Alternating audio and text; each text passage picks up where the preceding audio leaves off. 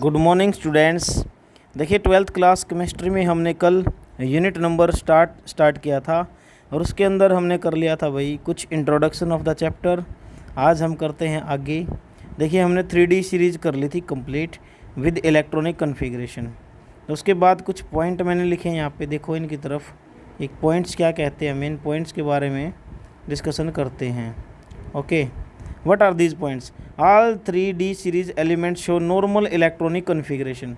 जितने भी 3D series के एलिमेंट हमारे हैं 10 के 10, वो जनरली नॉर्मल कॉन्फ़िगरेशन दिखाते हैं। लेकिन दो केसेस हमारे पास हैं, क्रोमियम का केस और मैंने सेकंड बताया था कॉपर का case. Having atomic number chromium has 24 and copper has 29।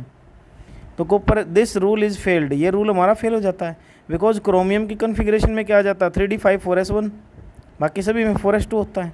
और कॉपर के केस में क्या आ जाता है 3D 10 4s1।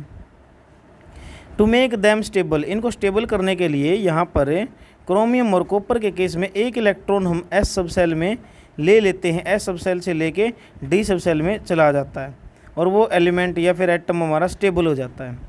तो क्रोमियम के केस में कैसा स्टेबिलिटी होती है, क्रोमियम के केस में ये बच्चों आप फील्ड होता है। आप फील्ड भी स्टेबल होते हैं, फुल फील्ड और भी ज़्यादा स्टेबल होते हैं। कॉपर के केस में फुल फील्ड हो जाता है। In other series like 4D 5D 6D also exceptional cases. देखिए और सीरीज में भी हमारे कुछ एक्सेप्शनल केस होंगे और मैं उनको स्टार से डिनोट करूँगा, ऊपर पॉइंट लगा दूंगा ऊपर सभी के। तो देखिए 4D सीरीज़ की बात मैं करता हूँ। यूटेरियम कन्फिग्रेशन करोगे तो क्या आ जाएगा यहाँ पे 5s2 4D1, zirconium 5s2 4D2, niobium देखो एक्सेप्शनल केस आ गया यहाँ पे again. Niobium 5s1 4D4, molybdenum 5s1 4D5, technetium 5s1 4D6। Continuously इसी तरह से आप इसमें एक्सेप्शनल केसेस देखोगे ज़्यादातर। तो आपको ये देखो लर्न करना पड़ेगा इलेक्ट्रॉनिक कन्फिग्रेशन। पैलाडियम का केस भी ऐसा ही है, इसमें 2 इलेक्ट्रॉन ले लेगा D के। देखिए 2 इलेक्ट्रॉन काफ़ी हो जाते हैं। उसके बाद मैं बताऊँ 6D सीरीज़ के अंदर भी ऐसा ही चलेगा हमारे पास। 6D सीरीज़ में Rg हमारा रोंटजेनियम होता जो, वो एक्सेप्शनल केस है, बाकी नॉर्मली चलेंगे। उसके बाद मैं आपको बताऊँ 5D सीरीज़ की बात करूं, 5D के सीरीज़ में भी हमारे पास एक केस ऐसा है जो टंगस्टन है और सिल्वर ये गोल्ड और प्लेटिनम। गोल्ड होता है Au, प्लेटिनम होता है Pt। ये 2 केस भी एक्सेप्शनल है। देखिए अगला जो लेक्चर हमारा रहेगा उसमें प्रॉपर्टी डिस्कस कर रहे हैं और एक क्वेश्चन यहाँ पे प्रॉपर्टी के ऊपर 101% पूछा जाता है। अभी क्या प्रॉपर्टी है, all transition element, all transition metals except mercury all show metallic character. भाई सारे हार्ड होते हैं, लस्ट्रस होते हैं, मैलिएबल होते हैं, डक्टाइल होते हैं। मरकरी को छोड़ के बाकी सारे मेटल्स की प्रॉपर्टी दिखाते हैं। They have I melting point boiling point, इनके मेल्टिंग पॉइंट बॉइलिंग पॉइंट भी आई हैं। आगे क्वेश्चन आएगा क्यों आई हैं वो बताया जाएगा।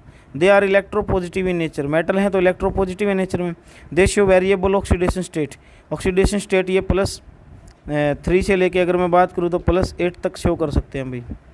उसके बाद +2 से भी स्टार्ट कर सकते हैं कई, तो +2 से +8 तक शो करते हैं बच्चों, याद रख लेना, ठीक है। ओस्मियम शो करता है सबसे ज़्यादा +8। उसके बाद दे शो वेरिएबल ऑक्सीडेशन स्टेट। उसके बाद मोस्ट ऑफ द ट्रांजिशन, ये देखो कैटालिस्ट के रूप में यूज़ किए जाते हैं ज़्यादातर। मोस्ट ऑफ ट्रांजिशन एलिमेंट्स जो कलर्ड कंपाउंड बनाते हैं, पैरामैग्नेटिक होने के कारण कलर्ड कंपाउंड बनाते हैं। Their compound are generally paramagnetic, यानी आप ये इनके पास अनपेयर्ड इलेक्ट्रॉन होते हैं। They have a great tendency to form complex, complex बनाने की टेंडेंसी ज़्यादा है इनकी, बहुत सारे कॉम्प्लेक्स बनाते हैं due to their unpaired nature. Two they form interstitial form of compound. देखिए कंपाउंड के बीच में कुछ कंपाउंड इनमें आ जाते हैं, छोटे कंपाउंड जैसे, और ये इंटरस्टिशियल साइट पे कंपाउंड बना लेते हैं इनके साथ। They form alloys. देखिए 10 प्रॉपर्टी हम नेक्स्ट लेक्चर में पढ़ेंगे 1 by 1 और इन्हीं के अंदर से एक क्वेश्चन एग्ज़ाम में 101% पूछा जाता है। तो चलिए आज का लेक्चर हमारा यही रहेगा। आप कॉन्फ़िगरेशन करें और ये प्रॉपर्टी पढ़ें इसकी और लिखें। Thanks for watching.